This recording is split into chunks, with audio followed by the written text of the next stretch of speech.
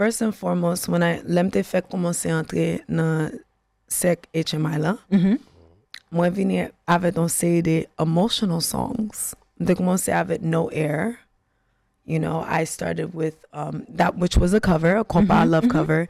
I love that started song with by Thank Jordan. You. Yeah. I started with First Choice, which is more on the emotional side.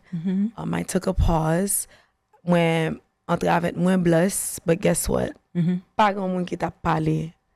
Pas grand monde qui t'a bali on merde.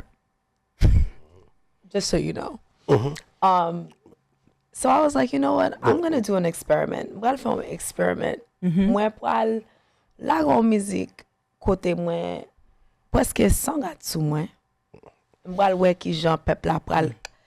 Pas peuple la non, but how the media is going to receive it. Musique ça côté moun ka wè li. Côté moun ka wè musique. So, m'te lage pap. So, this is where the experiment started. So it was Moins Blessed, and then Pap Mouy Poussa came along. Okay. And I was like, Pap Mouy Poussa, I gave my all. There's the emotions, there's everything. And no one said anything. So I was like, you know what? M'bral fè un experiment. M'bral lag on video. Musique la les cascades. People, si sou bla gade, si YouTube la, si la. Musique la les cascades. And it is a remake of Tyla's song. And I was half dressed. Oh, I saw. And it's not something that I was comfortable doing, but I just wanted to m'devle wè ki jan peuple ap reagi avel. And guess what? Media te repon. D'ailleurs te di se striptease, this, that, and the third, but ou te pale de li. M'te la gon musique avant li, ko pat pale de li. But ça, you honed in on it. So do you feel that as an artist, you're more focused on giving the audience what they want? Because no. Well, in a sense, that's what you're saying. Because It's like I'm just starting. In search of instant gratification. So I'll use, and I'm not using her because, you know, I truly admire her. I'll use Richelle for example. When I was first introduced to Richelle, like literally it was like, yeah, we all gonna cry. I mean, obviously, you know, what the song was about, and you know, it's now she's starting to do a little, right. You know, and I don't know, sometimes I feel that can be a bit confusing, but that's just me. However, I believe your talent will carry you through. No, of course, but love fait entrer dans business là, Tiko. Et pas ça, mon yo ouais. Il faut choix stratégique. Yo poko wè talent, because ou commencer avec talent. You start with the talent. This is what I'm going to do. This is where I'm going with it. Et puis pas comme ça moun yo recevoir. Danger qui gagne ça is what Tiko's saying. Li pat connaît qui genre de artiste mwen. Okay. So honestly, everyone started that way. Let me give you a perfect example. Nicki Minaj, right? When Nicki Minaj first started in the music business, li te commencé the sweet girl next door, and then li wè sa pat jwenn li attention. She started to put on gros vieux wig yo, like green wigs, this way, like she was doing over the top things. Koul vin jwenn attention, she backed away from it, and then now she became the artist that she was. So sometimes lo entre in a business, it's not necessarily what's gonna capture the audience's attention. Ok, donc vidéo cascade ça, est-ce que tu as bien l'autre? Vu que le dégât succès pour cascade long, parce que le dégât succès pour m'pas dit le dégât succès, m'te dit le te fait moun yo parler, m'pas dit succès. So then you do believe que moun yo, you want the people to talk. Non, mais question. See, we had that question earlier, and you were like, no, not that. Non, question n'a pas mal là-dedans. Ça veut dire que son bagay ko essayer pour garder réaction yo et réaction yo vinn jouer nous.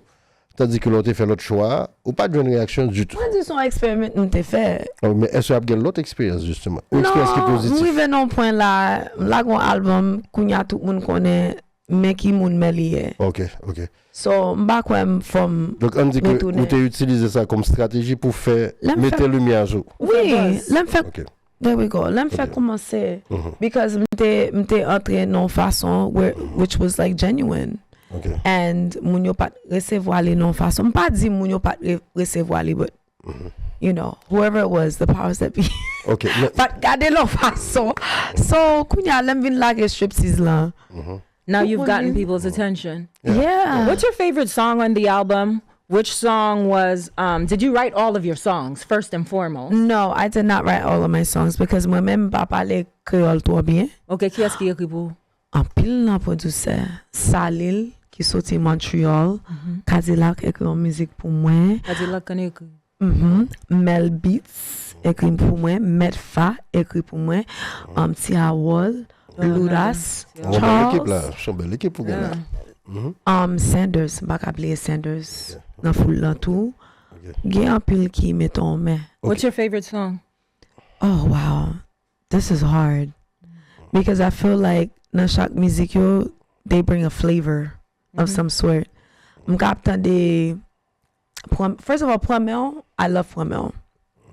Pour moi, Premier son go track pour moi parce que il pas seulement parler des relations.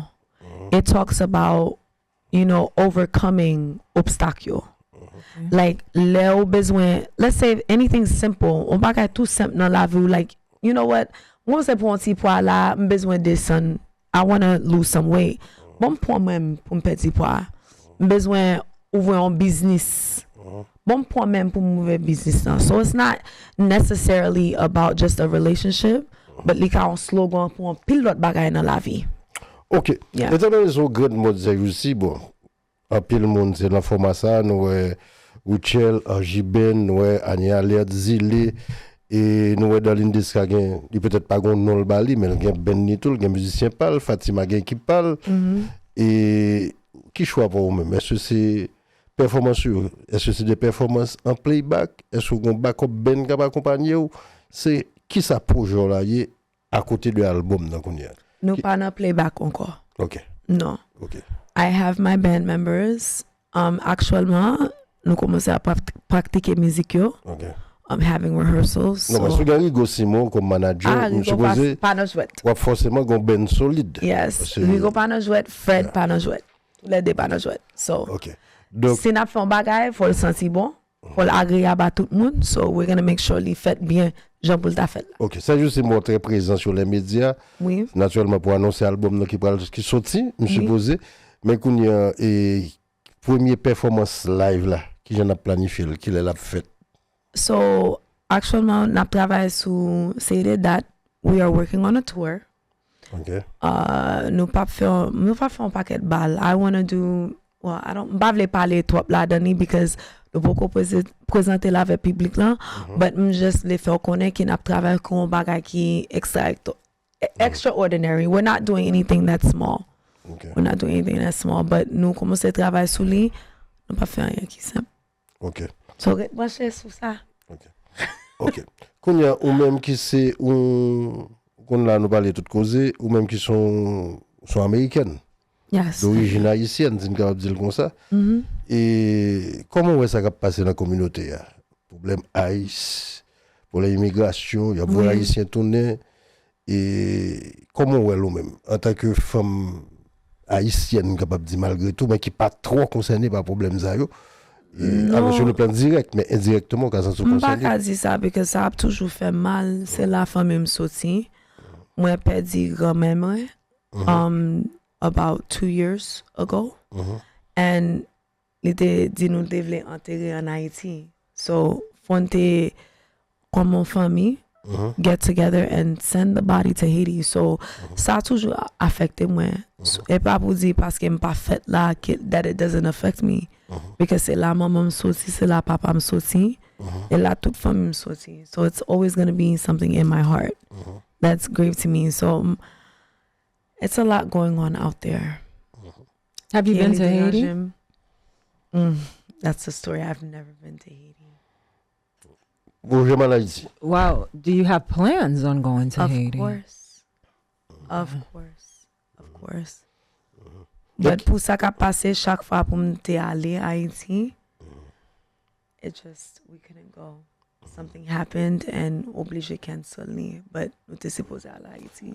Mais Déjà. soit décrit tout là en tant que femme. Oui.